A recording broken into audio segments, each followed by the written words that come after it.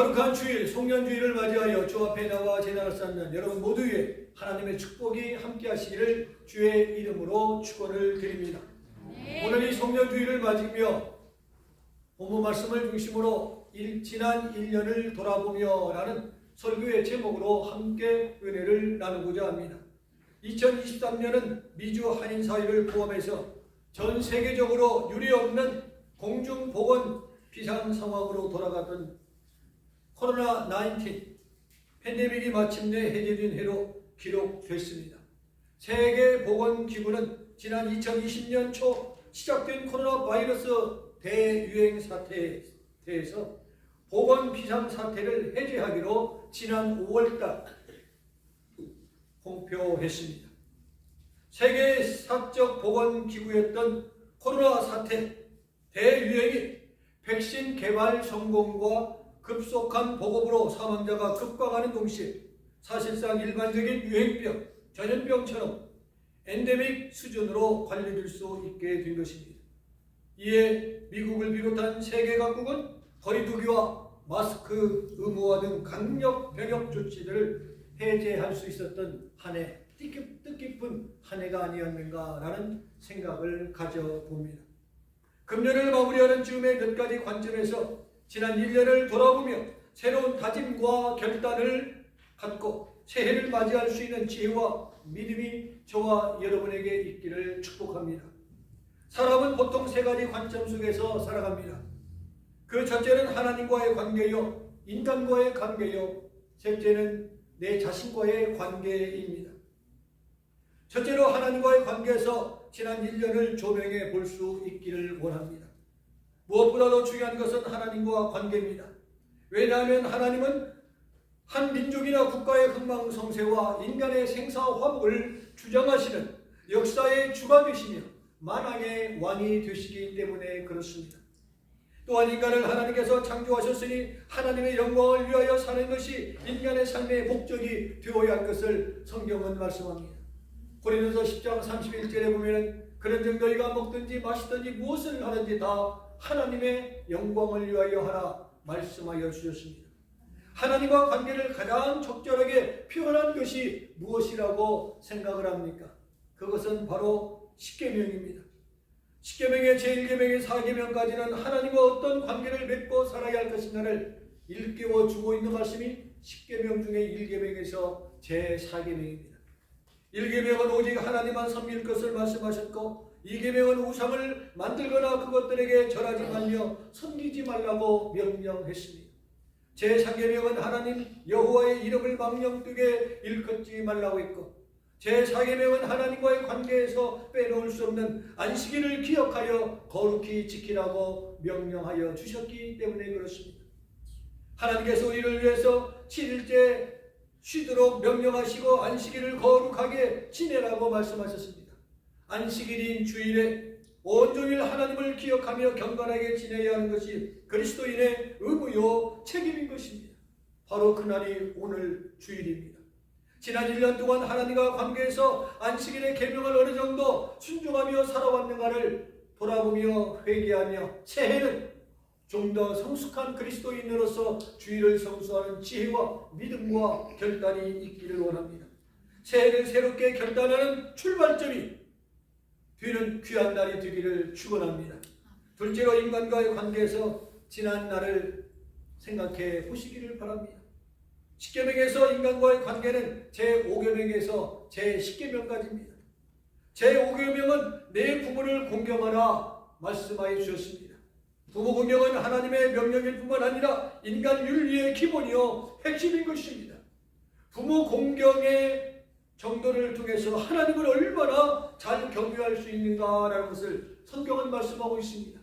눈에 보이는 부모를 공경하지 못하는 이가 어찌 보이지 않는 하나님을 공경한다고 섬긴다고 말할 수 있느냐라고 성경은 말씀하고 있습니다. 부모님 살아생전에 공경하시기 바랍니다. 부모님 살아생전에 공경하시기 바랍니다. 네. 죽은 다음에 성묘하려고 하지 말고 간다고 한다고 한들 벌떡 일어나서 고맙다라고 하신 분 한 분도 없습니다. 우리나라 과거에 웃으면 보고에 나왔을 때 있을 때 잘해. 나는 봄이야. 부모님들은 언제 가실지 몰라요. 갑자기 떠나는 것이 인생사입니다. 부모님 살아생전에 정말 공경하고 잘 섬길 수 있는, 그리고 후회하지 않기를 원합니다. 최선을 다하여 부모님을 공경했음에도 불구하고 떠나고 보면은 자랑과 생각이 안 나고 다 잘못한 것만 생각납니다. 지난 1년 동안 부모님과의 관계에서 지은 죄를 되돌아보고 잘못된 것은 바로 잡아야 합니다. 그래서 부모를 공경해야겠다. 부모님이 먼저 가셨다면 부모님의 유언의 말씀과 평소의 말씀을 내가 염두하면서 오늘을 살아가고 있는가, 효하고 있는가, 불효하고 있는가라는 것을 한 번쯤 돌아볼 수 있는 저와 여러분이 되기를 원합니다. 제6계명은 살인하지 말라고 했습니다. 성경은 사람을 미워하는 것이 곧 살인죄라고 마태복음 5장 21, 22절, 요한일서 3장 14, 15절에 말씀하고 있습니다. 금년 한 해를 보내면서 미웠던 사람이 있습니까? 괘씸했던 사람이 있으십니까? 얄미웠던 사람이 있었습니까? 저 사람 안 잡아가고 뭐하고 있나 라고 한 적은 있습니까? 미워한 사람 마음에 담아둔 사람이 있으면 이 시간에 다 용서하는 마음으로 변하기를 축복합니다. 아멘. 용서할 뿐만 아니라 사랑까지 할 수 있는 넉넉한 사람들이 되기를 축복합니다. 아멘. 사랑과 불화하면 하나님과 불화합니다. 사랑과 불화할 때 하나님께서는 예물을 드려도 받지 아니하신다라고 성경은 말씀하고 있습니다. 예물을 제단 앞에 드리기 전에 네가 먼저 가서 그와 화해하고 와서 예물을 드리라 했습니다. 예수 믿는 사람은 주님께서 피로 값주고 산 사람이기 때문에 모든 사람은 천하보다 귀한 생명입니다. 제7계명은 간음하지 말라고 했습니다. 세상이 점점 악하고 흠란해져 가고 있습니다. 성적으로 타락해 소돔과 고모라 또는 타락하여 범죄했던 방탕했던 노아 시대를 생각해 보시기 바랍니다. 하나님의 진노로 말미암아 멸망당했음을 우리는 기억해야 합니다. 전 세계적으로 지구적으로 돌아보시기 바랍니다. 가장 재난이 많은 곳에 성적으로 타락한 곳입니다. 너무나 세계를 바라보니, 세계 지도를 바라보니 어지럽습니까? 캘리포니아만 바라보시기 바랍니다. 샌프란시스코가, 노스위치가 왜 이러한 일들이 일어나고 있는가 설명이 필요 없을 것입니다. 캘리포니아 지역에 어려운 일들이 있는 곳에 왜 이러한 일들이 이곳에 있는가? 가장 거시기한 것이 아니고 무엇이겠습니까? 다 이유가 있는 것이다 라는 것입니다. 하나님은 악하고 음란한 세대를 심판하신다라고 성경은 분명히 말씀하고 있습니다. 제8계명은 도둑질하지 말라. 제9계명은 이혼에 대하여 거리 증거하지 말라. 제10계명은 이웃의 집을 탐하지 말라고 했습니다. 지난 1년 동안 이웃과의 관계를 살펴보고 회개하며 새로운 결단으로 멋지게 출발하는 저와 여러분이 되기를 원합니다. 이웃과의 관계에서 분명치 못한 부분을 깨끗이 청산하고 새해를 맞이하는 지혜와 믿음이 여러분 모두에게 있기를 주의 이름으로 축원을 드립니다. 아멘. 세 번째 마지막 말씀은요, 내 자신과의 관계에서 지난 1년을 돌아보시기 바랍니다. 내 자신을 알아가는 5가지 방법을 소개해 드립니다. 내 자신을 아는 것은 행복과 마음의 평화를 얻는데 매우 중요한 것입니다. 진정한 내 자신을 알기 위해서 자신이 가진 고유의 성격들을 한 번쯤 돌아보고 살펴보실 수 있기를 바랍니다. 첫째, 스스로에 솔직하는 방법을 배우시기 바랍니다. 내 자신을 안다는 것은 자아, 성격, 존재, 이유 등 관련된 다양한 요소들을 인식하는 것이고 그 목적은 스스로 비난하기 위한 것이 결코 아닙니다. 그것을 기억함으로 알아감으로 인하여 내가 좌절하고 낙심하는 것이 아닙니다. 자신의 성격의 모든 면면들을 인정하고 받아들이고 고쳐나가려고 부단히 노력해야 할 필요성을 일깨워 준다라는 것입니다. 보통 사람은 이렇게 말합니다. 나 이렇게 살다 죽을래. 그렇게 말하지만 그러지 마시고 하루를 살더라도 고쳐가면서 정정해가면서 좋은 모습으로 변해가고 발전하는 새해를 맞는 여러분 되기를 축복합니다. 둘째, 스스로에게 사려 깊은 질문을 해보시기 바랍니다. 이러한 질문들을 통해서 본인에게 기쁨을 주는 것, 스트레스를 주는 것이 무엇인가 깨닫는 데 도움이 될 것입니다. 또한 생산적인 활동에서 더 많은 시간을 할애할 수 있을 것입니다. 다음과 같은 질문을 이 시간에 스스로 여쭈어 보시기 바랍니다. 가장 좋아하는 활동이 나는 무엇인가? 둘째, 인생의 꿈이 무엇인가? 셋째, 이 세상에서 어떤 사람으로 남고 싶은가? 다음은 본인의 가장 큰 단점이 무엇이라고 생각을 하는가? 다음은 인생에서 어떤 실수를 내가 범했는가?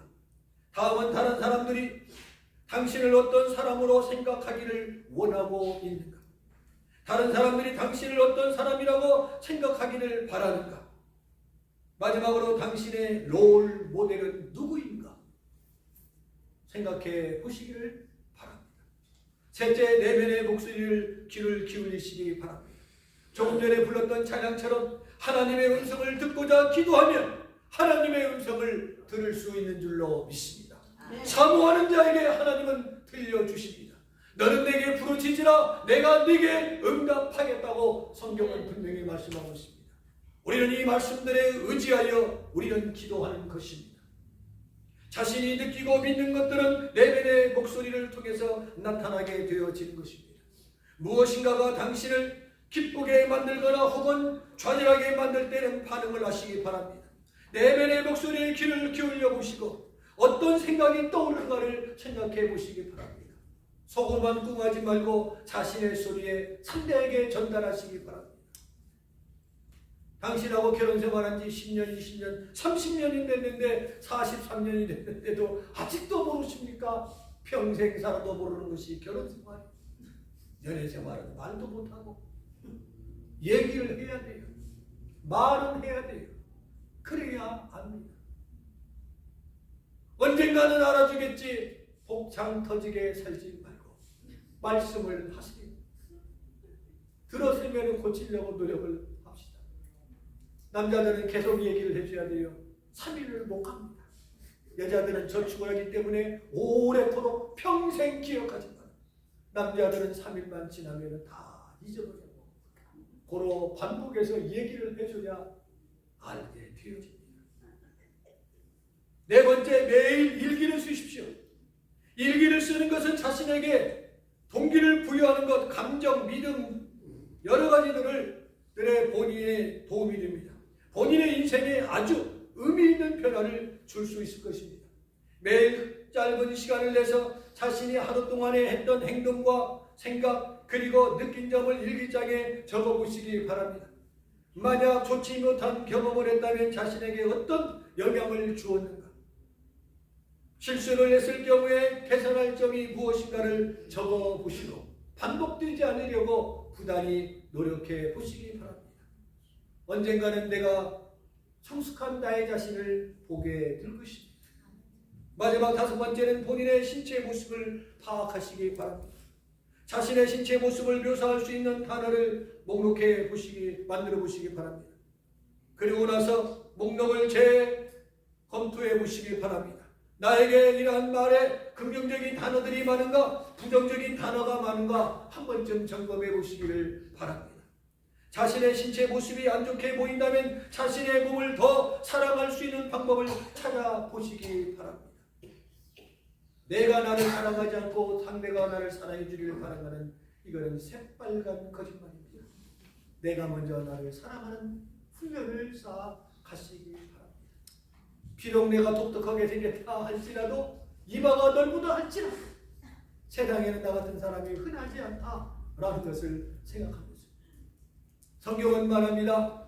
내 이웃을 누구처럼 사랑하라고요? 내 몸같이 사랑하라. 지 몸도 사랑하지 못하는 사람이 남을 어떻게 사랑하겠습니까? 내 자신을 살피고 사랑하고 내 입에서 나오는 단어가 부정적인 단어가 많은가 긍정적인 단어가 많은가도 분석해 보겠습니다. 좀 더 성숙하고 좀 더 오늘보다 내일 더 좋아지는 모습, 금년보다 새해 더 좋아지는 모습으로 발전해 나갈 수 있도록 자신을 늘 깨우는 저와 여러분 되기를 주의 이름으로 축원을 드립니다. 아멘. 신체에 대한 자신감은 삶의 다른 부분에도 자신감을 심어줄 수 있습니다. 부정적인 시선을 긍정적인 시선으로 바꾸어 놓을 수 있도록 노력하시기 바랍니다. 지난 1년을 돌아보며 자신의 인격과 삶, 자신의 신앙을 재점검해 보시기 바랍니다. 오늘날은 황금반능주의 시대로 물질이 힘이요 능력이요 전부라고 생각을 합니다. 그래서 뭐니 해도 뭐가요? 머니가 최고다. 표현들을. 그래서 돈 있는 사람이 앞서가는 사람이요 유능한 사람으로 인정받는 시대가 되었습니다. 그래서 세상의 것을 소유하기 위해서 무엇을 가리지 않아요? 쌍과 방법을 가리지 않습니다.